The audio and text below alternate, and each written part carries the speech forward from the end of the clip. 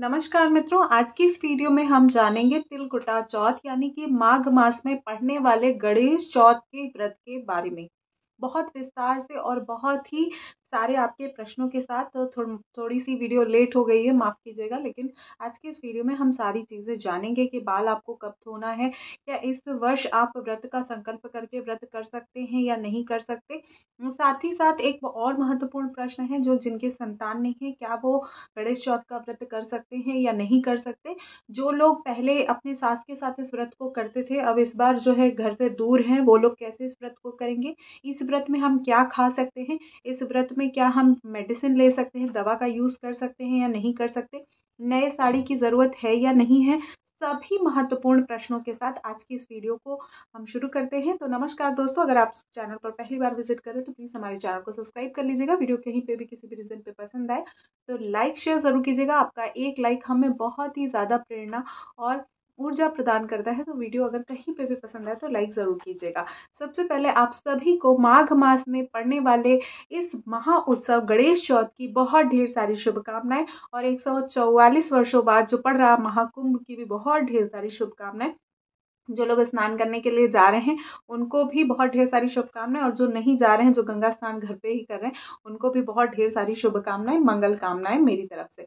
तो सबसे पहले देखिए, माघ मास का जो गणेश चतुर्थी का व्रत होता है, ये संतान की दीर्घायु, संतान स्वस्थ रहे, संतान सफल हो, उसके लिए किया जाता है। एक लोकोक्ति के अनुसार ये व्रत मोस्टली लड़कों के लिए किया जाता है, बेटों के लिए किया जाता है, जो मैंने अपने परिवार में देखा है, अपने घर में देखा है। तो जिनके बेटे होते हैं वही इस व्रत को मोस्टली करते हैं। ठीक है, तो इस व्रत को जिनकी बेटियां हैं वो कर सकते हैं या नहीं कर सकते हैं, तो इसके लिए प्रश्न मिलता है मुझे। तो बिल्कुल कर सकते हैं, अगर आपकी बेटी है और आप इस व्रत को करना चाहते हैं तो कर सकते हैं। और हमारे चैनल पर तिलकुटा यानी कि माघ मास के गणेश चौथ की एवरी मंथ का जो गणेश चौथ का पड़ता है उसकी ऑलमोस्ट मैं वीडियो अपलोड करती हूँ। तो चैनल को सब्सक्राइब कर लीजिएगा और वीडियो को ज़रूर वॉच कीजिएगा, आपको कथा सुनने में बहुत आसानी हो जाएगा। नेक्स्ट जो बात आती है कि हम पहली बार इस बार व्रत उठा सकते हैं, हम सॉरी में हैं, हमारे यहाँ सूतक लगा हुआ है, हमारे यहाँ कोई प्रॉब्लम है, हम इस व्रत को उठा सकते हैं कि नहीं उठा सकते। देखिए, अगर आपके यहाँ सूतक लगा हुआ है या आप सौरी में हैं, सौरी का मतलब होता है कि अशुद्धि, जब बच्चा होता है तो लगभग 1.25 महीने का जो समय होता है वो अशुद्धि का होता है। और उस समय आप अपने परिवार का थोड़ा आप देख लीजिए, क्योंकि कुछ विशेष पूजन होता है सबके परिवार में, और वो विशेष पूजन के बाद ही हम व्रत का संकल्प करके ही व्रत को उठाते हैं। तो इस बात का विशेष ध्यान रखिएगा। तो आप अपने परिवार में घर के बड़ों से पूछ सकते हैं, अन्यथा मोस्टली केसेस में क्या होता है कि व्रत शुरू नहीं किया जाता है। नेक्स्ट जो बात आती है वो ये आती है कि हम भाद्रपद मास के गणेश चौथ से शुरू करें कि या माघ मास के गणेश चौथ से शुरू करें।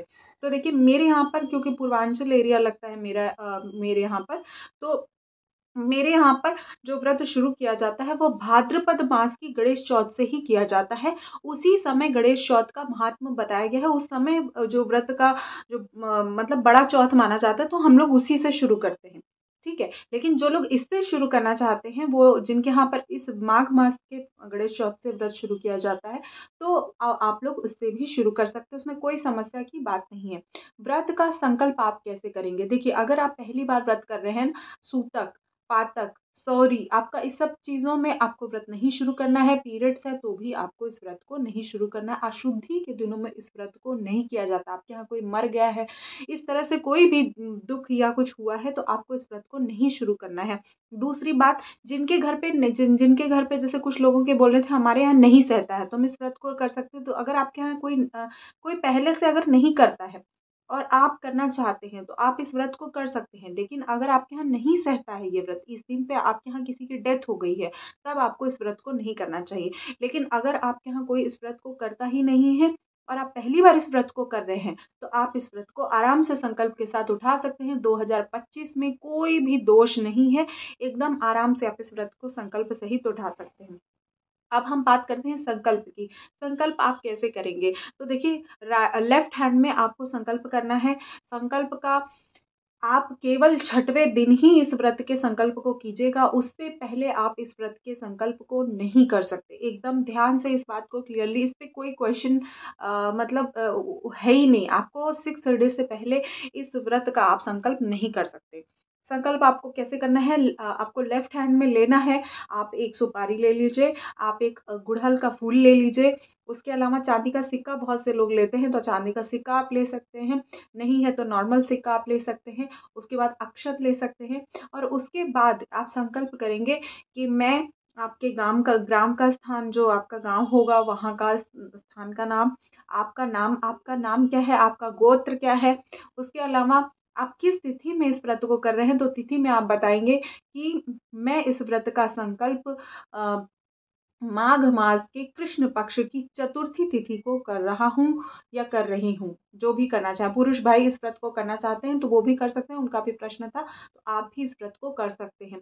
ठीक है, तो इस तरह से आपको संकल्प करना है, और वो जो सारी चीजें हैं, पैसे को छोड़कर बाकी सारी चीजें आप गमले में डाल सकते हैं, पैसा आप किसी भी मंदिर में दान कर सकते हैं।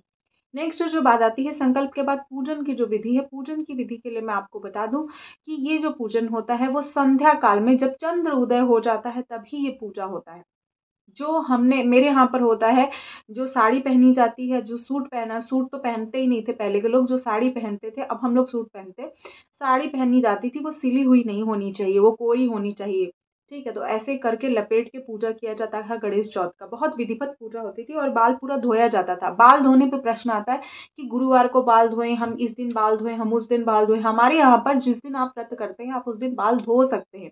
इवन गणेश चौथ का जो पूजन होता है वो बाल से ही अर्घ दिया जाता है, बाल को ही पकड़ के जो हम चौकी बैठाते हैं उसके चारों तरफ हम अर्घ देते हैं। तो इसमें कोई संशय की बात नहीं है, आप आराम से उस दिन बाल धो सकते हैं, अशुद्धि का भी धो सकते हैं, शुद्धि है तो भी आप धो सकते हैं, कोई दिक्कत की बात नहीं है। और गुरुवार तो है नहीं, शुक्रवार है, तो कोई समस्या नहीं। जो बहनें या जो भाई मेरे शुक्रवार का व्रत करते हैं, माता संतोषी का व्रत करते हैं, या वैभव लक्ष्मी का व्रत करते हैं, वो अपना पूजन वैसे ही कर सकते हैं, क्योंकि ये पूजन ऑलरेडी 8 के बाद होता है। तो लक्ष्मी पूजन या वैष्णो जो हमारे माता संतोषी का व्रत करेंगे वो संध्या काल में ही कर लीजिएगा, और उसके बाद रात्रि में ये पूजन होगा। पूजन करने से पहले हमारे यहाँ पर आटे का चौक बनाया जाता है।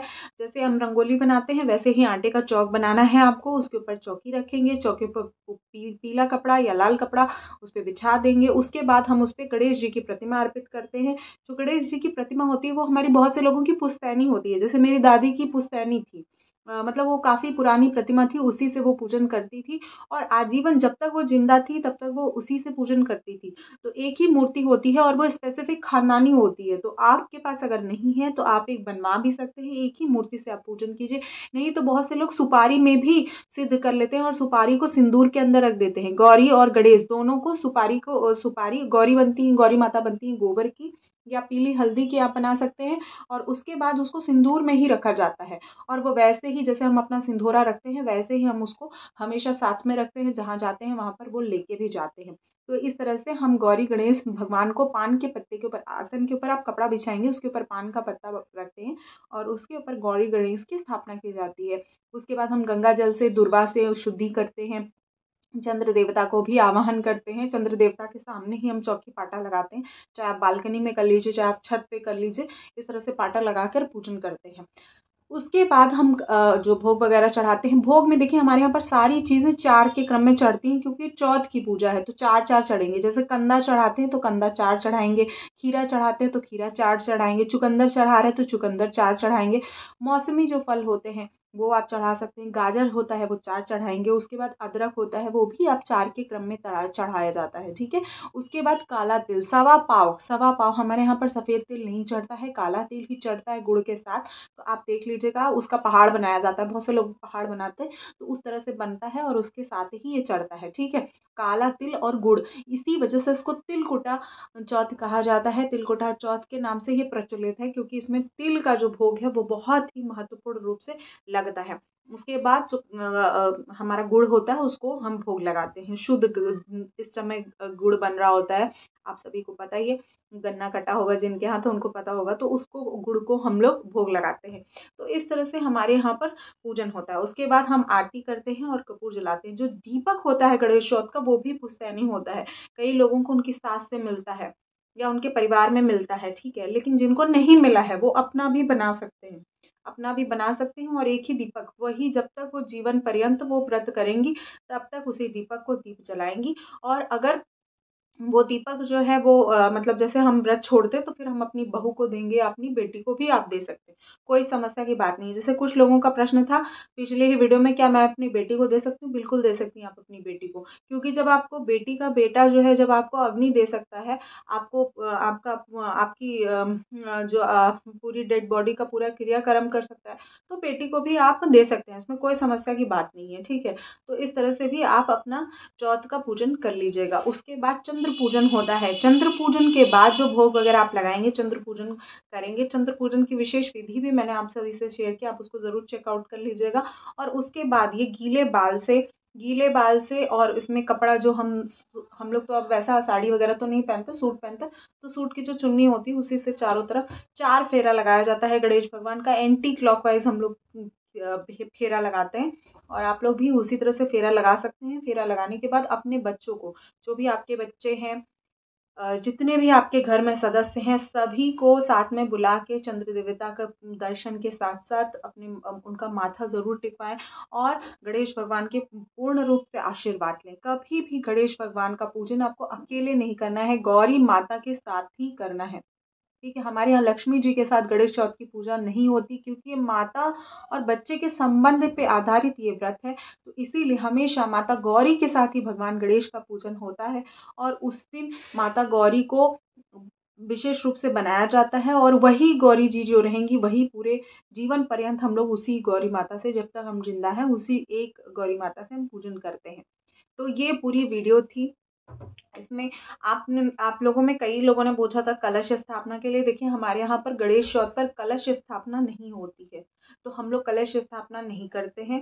बाकी आप अपने यहाँ का देखें, जो दीप कलश होता है, दीप कलश आप स्थापित कर सकते हैं। पीतल का लोटा ले लीजिए, मिट्टी का लोटा ले लीजिए, उसमें हम सबसे पहले गंगा जल डालेंगे। गंगा जल डालने के बाद हम उसमें जो है सुपारी हो गया, पान हो गया, लौंग हो गया, इलायची हो गई, उसके बाद सर्व औषधि डाल सकते हैं, पीला हल्दी हो गया, उसके बाद गुड़ हो गया, और हम कुछ धनराशि डाल के उसके ऊपर आम का पत्ता जो है 5 या 7 के क्रम में आम का पत्ता लगाएंगे, आम के पत्ते के ऊपर टीका करेंगे कुमकुम से, हल्दी से, और उसके ऊपर चावल छिड़क के उसके ऊपर हम चावल, एक प्लेट में चावल भर के रखेंगे। और अगर आप चाहें तो तिल भी भर के रख सकते हैं, क्योंकि तिल कुटा का व्रत है, तो तिल भी भर के रख सकते हैं, और उसके ऊपर दीप जला के रखिए, और जब तक आप पूजा कर रहे हैं कम से कम 1 आध घंटे वो दीप जलता रहे। इस तरह से भी आप कर सकते हैं, पर मेरे यहाँ पर मोस्टली मेरे एरिया में दीप कलश स्थापना नहीं होती है। ये मैंने दिल्ली में आकर इन चीज़ों को देखा है, तो आप लोग ऐसा भी कर सकते हैं, क्योंकि हर जगह का रिचुअल चेंज हो जाता है। तो अगर आपके यहाँ पर कलश स्थापना होती हो तो आप इस तरह से कर सकते हैं, अन्यथा आप सिंपल पूजा कर लीजिएगा। गन्ना चढ़ाना चाहें तो गन्ना चढ़ा सकते हैं, जितने ऋतु फल आप चढ़ाना चाहें वो 4 4 के क्रम में चढ़ते हैं, क्योंकि चौथ की पूजा है। उसके बाद जो नेक्स्ट मैं आप सभी को बताना चाहती हूँ, हवन यज्ञ इत्यादि ये सारी चीजें नहीं होती हैं इन इन पूजा में। बहुत से लोगों का प्रश्न था हवन करना है, हवन नहीं होता है। 9 बजे रात को हमारा जैसे करवा चौथ का हम पूजन करते हैं, तो उसमें भी हम लोग हवन नहीं करते हैं, ठीक है। तो हर पूजा में हवन हमारा नहीं होता है, तो आप देख लीजिएगा, अगर आपके यहाँ होता है तो आप तिल चावल इन सब से मिश्रित करके पूजन कर लीजिएगा। अब जो नेक्स्ट बात आती है, जिनका भी अशुद्धि का दिन रहेगा तो वो कैसे पूजा करेंगी, तो उनके स्थान पर उनके पति पूजा कर सकते हैं, ठीक है। पुरुष लोग पूजा कर सकते हैं प्रॉपर, जैसे महिलाएं पूजा करती हैं वैसे ही पूजा करते हैं, ठीक है। रही बात सिंदूर की, क्योंकि जो गणेश चौथ का पूजन होता है उस दिन बंधन सिंदूर, जो हमारा शादी वाला सिंदूरा होता है, उसी सिंदूरे से हम लोग मांग भरते हैं। तो आप लोग देख लीजिएगा, अगर आपका तीसरा दिन है उसके बाद आप मांग में भर सकते हैं सिंदूर, अन्यथा छठवें दिन ही भरा जाता है मोस्टली जगह पर, तो मत लगाइएगा। लेकिन आप अपने पति से माता गौरी को और भगवान गणेश को सिंदूर जरूर अर्पित करवा दीजिएगा, ठीक है। उसके बाद रही बात खाने में, तो देखिए हमारे ऊपर सिंघाड़े का हलवा, और जो है सिंघाड़े का हलवा ही मोस्टली लोग खाते हैं, चाय वगैरह पी लेते हैं और इस तरह से चीज़ें खाते हैं। मीठी चीज़ें ही खानी है, ज़्यादा सेंधा नमक का प्रयोग नहीं करना है। हमारे यहाँ पर सेंधा नमक का प्रयोग नहीं होता है। बाकी आप अपने यहाँ का भी कल्चर देख लीजिएगा, मीठा भोजन खाना है, दिन भर निराजल रहना होता है। अब क्योंकि प्रॉब्लम ये है कि लोग उतना हेल्थ भी उनका अच्छा नहीं है, और प्लस बहुत सारे लोग ऑफिस गोइंग हैं, तो वो क्या कैसे करेंगे व्रत को। तो देखिए, पहली बार अगर आप व्रत उठा रहे हैं तो आप जल के साथ भी इस व्रत को उठा सकते हैं कि दिन भर आप पानी पिएंगे और संध्या के बाद आप भोजन करेंगे। भोजन में भी क्या फलाहार ही कर सकते हैं, अन्न नहीं खाते हैं। हम लोगों के यहाँ अन्न नहीं खाया जाता है, वही सिंघाड़े का हलवा और इस तरह से हलवे के साथ हम लोग चाय वगैरह हो गया और इस थोड़ा बहुत इस तरह से मीठा भोजन करते हैं। तो आज की इस वीडियो में नेक्स्ट जो प्रश्न आता है वो कि नया हमें कपड़ा लेना है कि नहीं। तो बिल्कुल इस दिन नया कपड़ा ही लिया जाता है, पुराने कपड़े से पूजन नहीं होता है, नए कपड़े में ही पूजन होता है। उसके बाद जो लास्ट और एक इम्पॉर्टेंट क्वेश्चन रह गया कि थर्ड डे पे आप पूजन नहीं कर सकते। आप भोजन बना सकते हैं, भोग लगा सकते हैं, लेकिन पूजा नहीं कर सकते। उसके थर्ड डे पे बाल धो सकते हैं और भोजन बना सकते हैं, फोर्थ डे भी कर सकते हैं, फिफ्थ डे भी कर सकते हैं और सिक्स्थ डे पर ही आप पूजन करेंगे, उससे पहले आप पूजन नहीं करेंगे। जिनकी संतान नहीं है वो इस व्रत को कर सकते हैं या नहीं कर सकते। तो बिल्कुल इस व्रत को, जिनकी संतान नहीं है उनको इस व्रत को नहीं करना चाहिए।